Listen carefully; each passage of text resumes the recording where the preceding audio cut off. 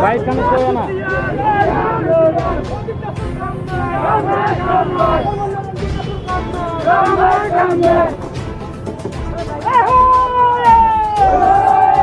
সাধারণ জনসাধারণক মাধমার দি যি এখন সরকারে সরকারখনে যি ধরনের ব্যবস্থা গ্রহণ করেছে আমি তীব্র ভাষায় গরিহণা দিছোঁ এটা কথা স্পষ্টভাবে কৰিব বিচাৰিছোঁ হৰিচেছত ব্যস্ত থকা যিগৰাকী যোগান মন্ত্ৰী ৰঞ্জিত দাস ডাঙৰীয়া ৰঞ্জিত দাসক অতি শীঘ্ৰে পদত্যাগ কৰিব লাগে আৰু এনে প্ৰতি পলমে তেখেতে যদি পদত্যাগ নকৰে ইয়াৰ পৰা আমি বিহিত ব্যৱস্থা গ্ৰহণ কৰিব আৰু আমি ছাত্ৰ সন্থাই ইয়াতকৈ জংগী আন্দোলন কৰিবলৈ বাধ্য হ'ম।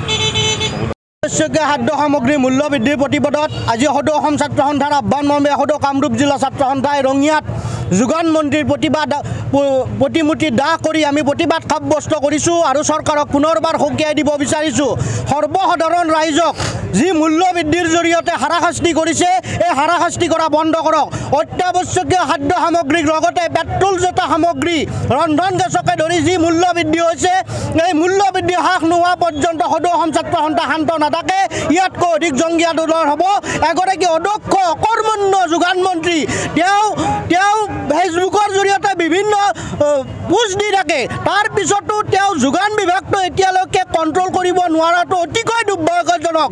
এই অকৰ্মণ্য যোগান মন্ত্ৰীজনে অতি শীঘ্ৰে পদত্যাগ কৰিব লাগে, অন্যথা ছাত্ৰ সন্থাই ইয়াতকৈ অধিক জংগী আন্দোলন কৰিবলৈ বাধ্য হ'ব।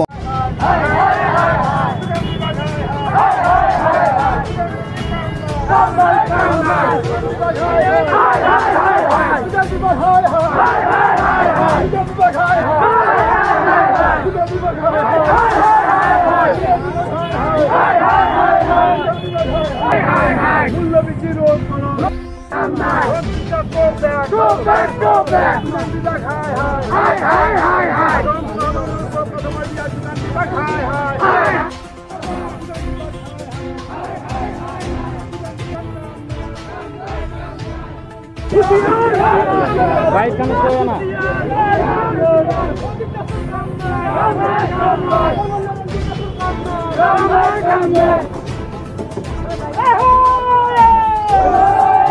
সাধারণ জনসাধারণক মাধমার দি যি এখন সরকারে সরকারখনে যি ধরনের ব্যবস্থা গ্রহণ করেছে আমি তীব্র ভাষায় গরিহণা দিছোঁ এটা কথা স্পষ্টভাবে কৰিব বিচাৰিছোঁ হৰিচেছত ব্যস্ত থকা যিগৰাকী যোগান মন্ত্ৰী ৰঞ্জিত দাস ডাঙৰীয়া ৰঞ্জিত দাসক অতি শীঘ্ৰে পদত্যাগ কৰিব লাগে আৰু এনে প্ৰতি পলমে তেখেতে যদি পদত্যাগ নকৰে ইয়াৰ পৰা আমি বিহিত ব্যৱস্থা গ্ৰহণ কৰিব আৰু আমি ছাত্ৰ সন্থাই ইয়াতকৈ জংগী আন্দোলন কৰিবলৈ বাধ্য হ'ম।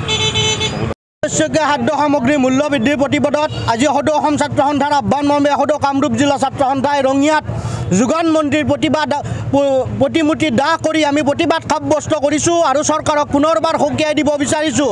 সৰ্বসাধাৰণ ৰাইজক যি মূল্য বৃদ্ধিৰ জৰিয়তে হাৰাশাস্তি কৰিছে এই হাৰাশাস্তি কৰা বন্ধ কৰক। অত্যাৱশ্যকীয় খাদ্য সামগ্ৰীৰ লগতে পেট্ৰলজাত সামগ্ৰী ৰন্ধন গেছকে ধৰি যি মূল্য বৃদ্ধি হৈছে এই মূল্য বৃদ্ধি হ্ৰাস নোহোৱা পৰ্যন্ত সদৌ অসম ছাত্ৰ সন্থা শান্ত নাথাকে। ইয়াতকৈ অধিক জংগী আন্দোলন হ'ব।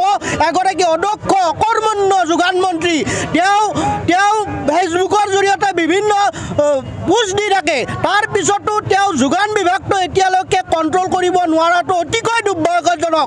এই অকৰ্মণ্য যোগান মন্ত্ৰীজনে অতি শীঘ্ৰে পদত্যাগ কৰিব লাগে, অন্যথা ছাত্ৰ সন্থাই ইয়াতকৈ অধিক জংগী আন্দোলন কৰিবলৈ বাধ্য হ'ব।